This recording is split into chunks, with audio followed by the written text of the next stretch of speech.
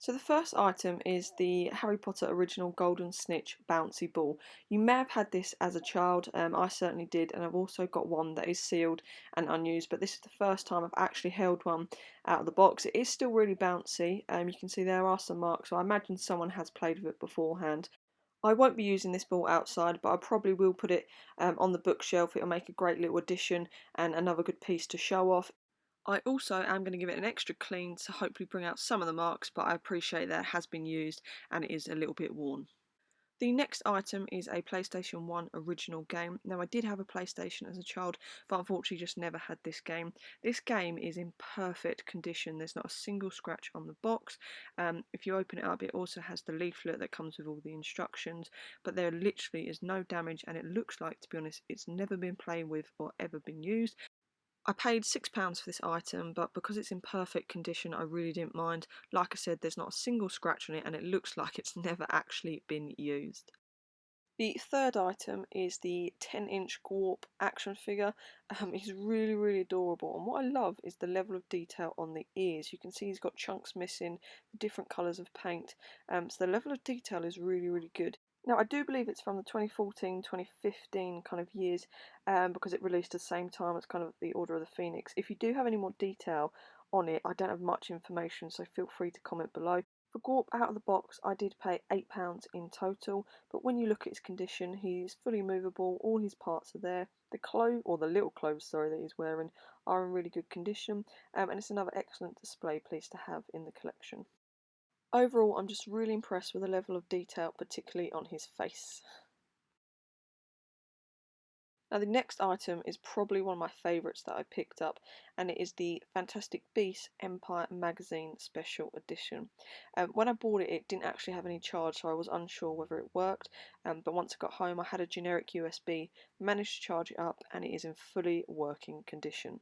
I have wanted this item for so long, so I couldn't say no to it. Both the videos work, it is in great condition, so I was over the moon to manage to pick this up. Now, looking back, I think I paid £25 for it, but as I said, I really did want it in my collection, and because there was only limited editions, I did think it was worth that money. So it does depend obviously on how much you want an item, but I thought that was a really good price. As I mentioned, the screen is fully working. On the inside, you do have this beautiful picture that's double-sided and the charging port. The magazine is also in there, and once again, looks like it's untouched, so great condition. And overall, I was so happy with this piece. I really have wanted it for so long, so I'll definitely be keeping it safe. Now, the next item is something that I've seen in kind of bits and pieces. I've never seen a completed set, so I had to pick it up, and it is the Harry Potter Philosopher's Stone kind of tea set. It is really, really stunning.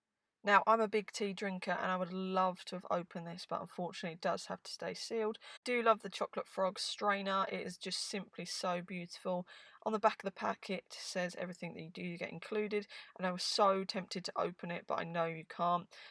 If, for example, I do find the random bits of this set, then I will collect them because I would love to use it and have in my kitchen for actually daily use. I believe this cost me £10, which for me was an absolute bargain and a lovely, lovely piece. Now we move on to one of three of these items that I collected, and we're going to start with the Wizard's chess piece. This is just beautiful.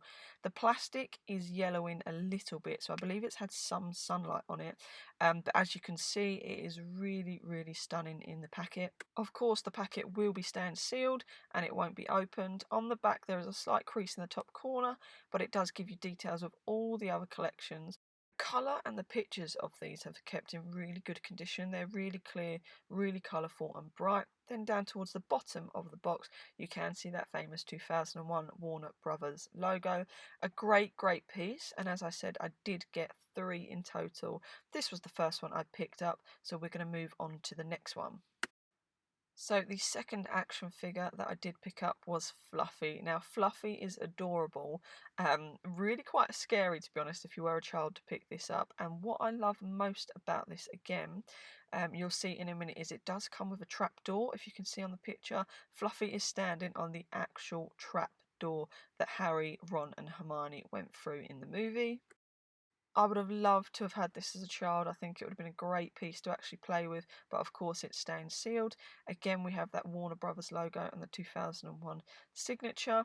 When you look, it's quite hard to tell from the angle, but you can see the trapdoor, and it is just so cute. So I think a really, really good touch that Warner Brothers decided to put the trapdoor in with Fluffy as well.